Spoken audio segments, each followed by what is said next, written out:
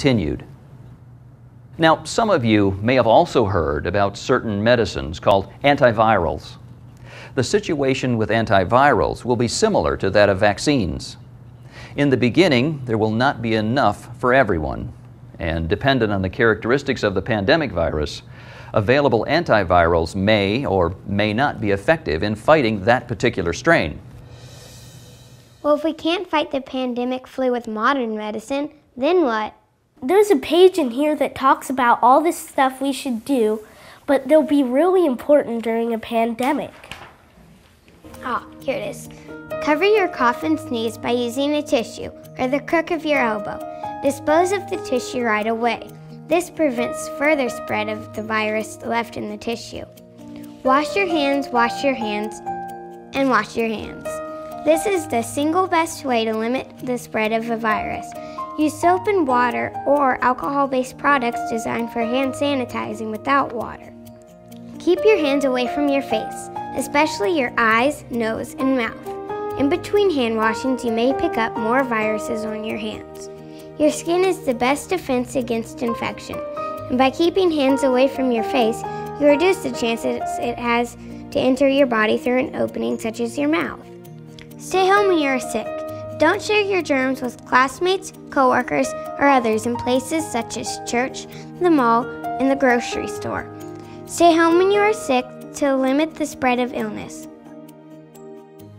Gosh, this all sounds pretty scary. What will it be like when the pandemic really does come? It depends on how bad the virus is, and scientists just don't know until it comes. The doctor knew the families would have what-if questions, so there's a page in here about that. Oh, good. Social disruptions. Public places are closed. Public transportation is limited or isn't running. Individuals are sick or caring for the sick and can't work.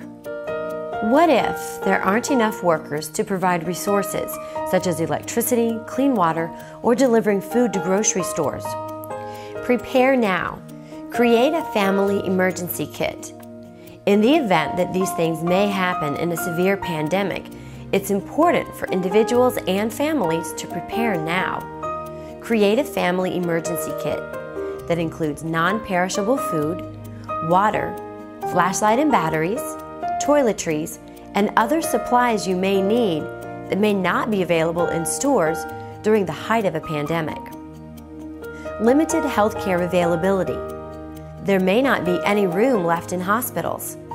There may be a shortage of healthcare workers, and medical equipment such as ventilators may be in short supply or run out. What if? I think my family member is getting sick.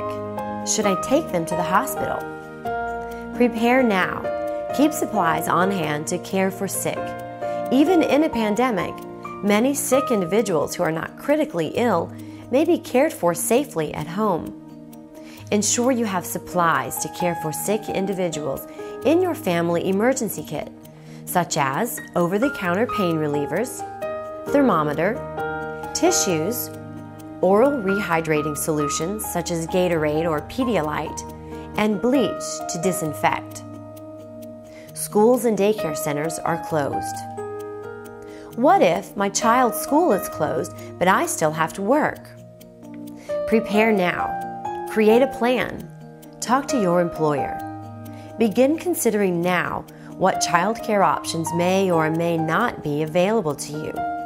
In the event of a severe pandemic, public health officials may recommend that schools, daycare facilities, and colleges and universities be temporarily closed to limit the spread of infection.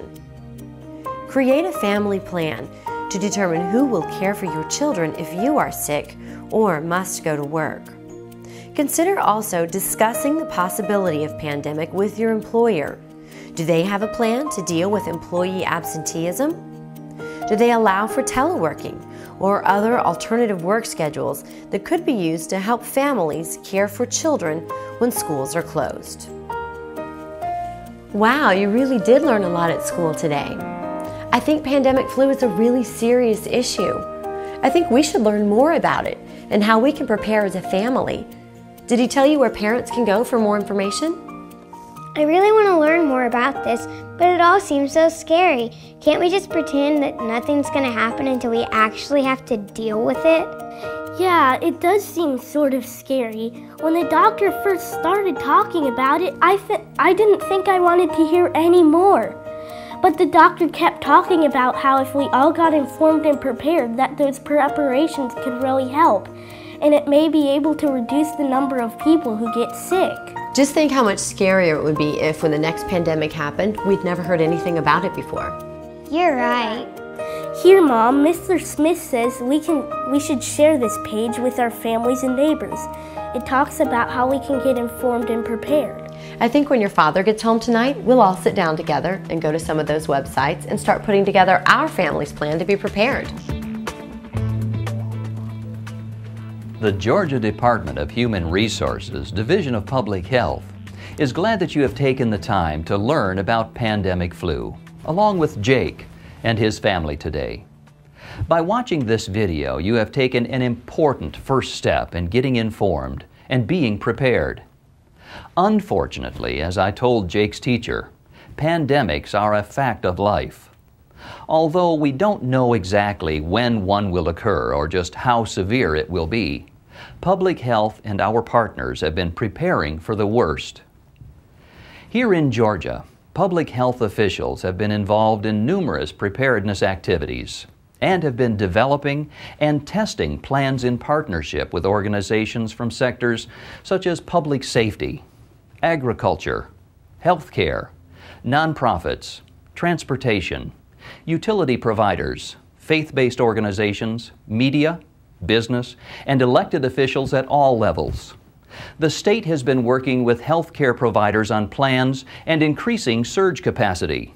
Efforts are underway to purchase additional medical supplies that may be needed, such as beds, ventilators, and masks.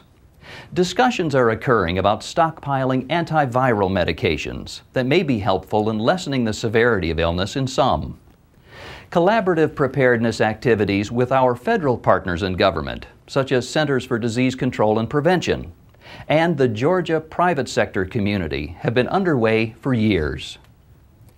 Additionally, local pandemic influenza coordinating committees have been developed throughout the state to engage their partners at the local level and have been reporting their progress to the state to ensure collaboration and appropriate allocation of resources to ensure readiness in all areas. While much work has been done, there is still much more to do. Part of that work is to help our most important partner get informed and be prepared. That partner, of course, is you. All good preparedness efforts begin with each individual, so we hope that you will take what you've learned and build on it by visiting any of the websites you learned about today to stay informed about new information and begin to create a plan that will help you and your family get prepared. We would also encourage you to call your local county health department and learn about local preparedness efforts and how you might get involved. Talk to your employer about pandemic flu and ask if your company has a plan. And most importantly, share what you've learned with loved ones so that they too can begin to get informed and be prepared.